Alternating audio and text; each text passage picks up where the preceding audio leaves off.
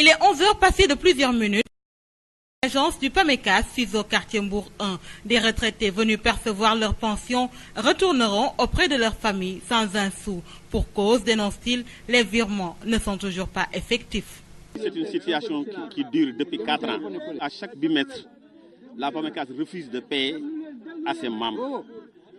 Toujours, il accuse l'IPRES ou bien il accuse la CBAO ou la BCAO. En disant, l'Ecobank, en disant toujours que il y a les mandats, l'argent transite là-bas et ça fait 48 heures, parfois 72 heures. Les retraités, hommes et femmes, battent le macadam à chaque fois. Et ça, il y a 4 ans que ça se passe. Ils ont un problème de budget, on ne sait pas s'ils n'ont pas d'argent. Mais ce qui est sûr et certain, c'est que les retraités sont très fatigués ici. Non seulement le fait d'attendre 2 mois, c'est une misère, mais à 2 mois, actuellement, toutes les banques ont payé, excepté la PAMECAS. Et elle n'est pas prête à payer actuellement. Elle nous renvoie jusqu'au 18, le 19. Cette femme-là n'ira pas au marché parce qu'elle n'a rien. La même situation. Beaucoup de pères de famille ont la même situation. Moi, je vous dis l'exemple. Je prends l'exemple sur moi. J'ai dit à ma famille, attendez, je vais à la banque, après je viens vous donner la dépense. Maintenant, qu'est-ce que je vais faire? Cette situation qui n'a que trop duré c'est fait, il demande l'arbitrage de l'État. Ça, c'est une image que la PAMECAS aime beaucoup. Il y a les factures d'eau, les factures d'électricité et les derniers délais aujourd'hui. Si on ne paye pas, on nous coupe l'eau ou l'électricité. Et on a nos pensions ici et la PAMECAS refuse de nous payer nos pensions. Cette situation est perturbée par le PCA qui est là, Diaw. On voulait que ça cesse de nous payer à temps.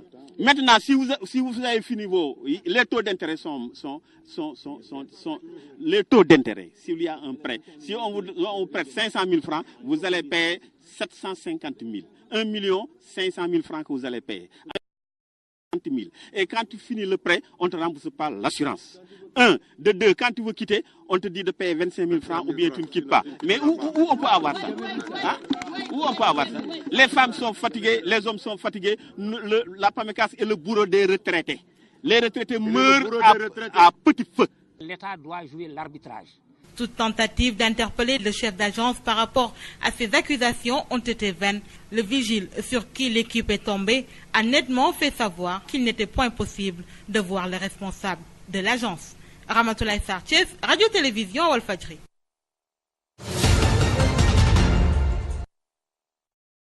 Des malades mentaux à chaque coin de rue de Dakar. Ils errent à longueur de journée. Leur présence massive constitue un danger permanent pour la sécurité publique. J'ai assisté à une scène à Kaolack.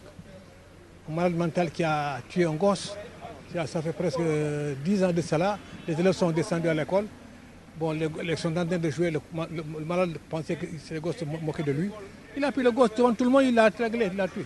C'est regrettable. Mais là, ça continue. Bon, les gens ont peur, les femmes ont peur, les enfants, tout le monde dans la rue. On les trouve partout. Tu rentres dans une boutique, tu les trouves. Dans une voiture comme les transports en commun, des fois tu trouves par exemple une maladie. Accès difficile aux soins de santé dans les services psychiatriques et le manque d'établissements spécialisés parmi les causes du mal. C'est la faute à l'État, c'est la faute à l'État. C'est l'État qui doit prendre ça en charge. Quand si aujourd'hui vous n'avez pas d'argent, vous allez mourir. Vous n'avez pas d'argent, vous-même si vous n'avez pas d'argent, vous allez mourir. Allez voir dans les hôpitaux. On vous dit au malade qui vient, on lui donne déjà une ordonnance de 30, 15 000, 20 000 francs. Où est-ce qu'il va prendre cet argent-là? L'État doit revoir par exemple la route où il y a des gens qui sont malades, on les récupère.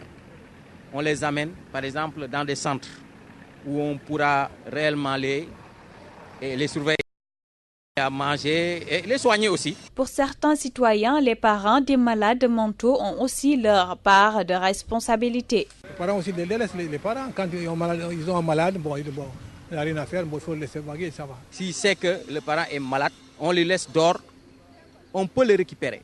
Il faut tout faire pour le récupérer. Mais il ne faut pas le lancer dehors. Là, ça augmente la maladie. L'errance des malades mentaux, un fléau à combattre car les conséquences sont nombreuses et variées pour la sécurité des populations et pour ces malades mentaux, souvent cibles de meurtres rituels. gis naa ñu yore ñii yore ay antivoli welo yi ak yet Les faits sont encore frais. Trouvé dans son atelier à la Médina, ce vieil homme garde les stigmates et déplore les actes de violence notés ce week-end entre le camp de Seydou Gueye et Bamba Fall. Ce n'est que de la politique. Alors, vaut mieux attendre le jour J pour aller voter. C'est tout.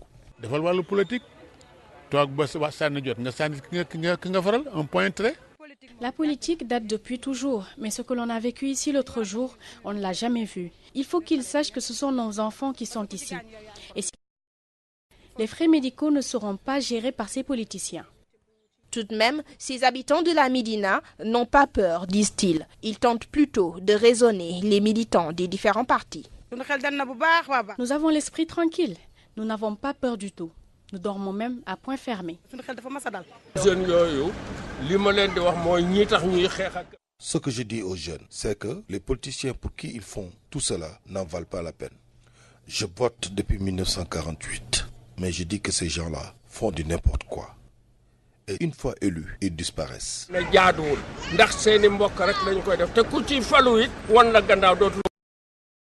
À quelques jours des joutes électorales, la tension est palpable dans les camps des différents candidats en lice pour les élections locales.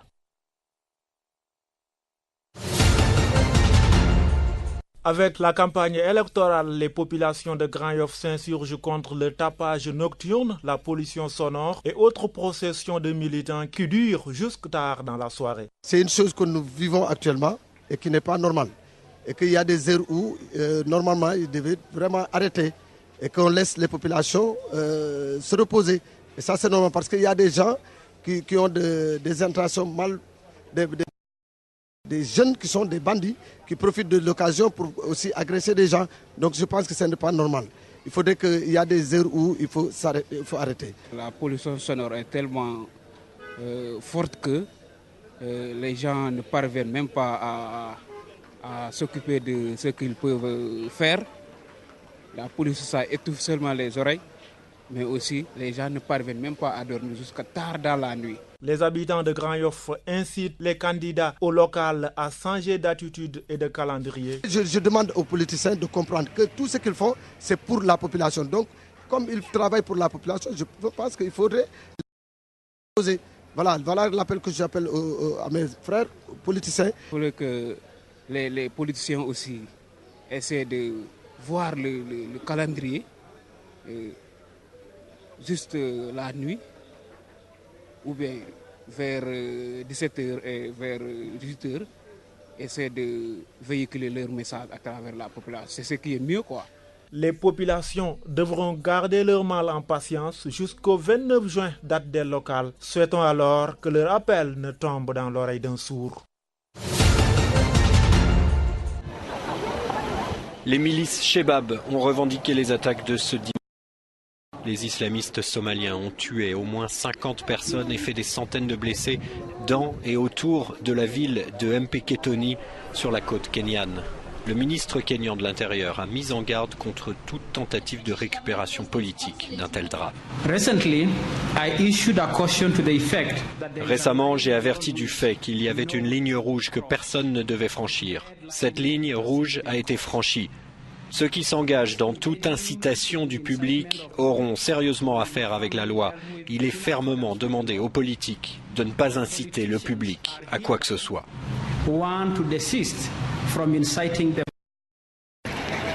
La plupart des victimes sont des Kenyans qui regardaient la retransmission de la Coupe du Monde de football sur un écran géant. Depuis 2011, les Shebab réclament le départ de Somalie de l'armée kenyane.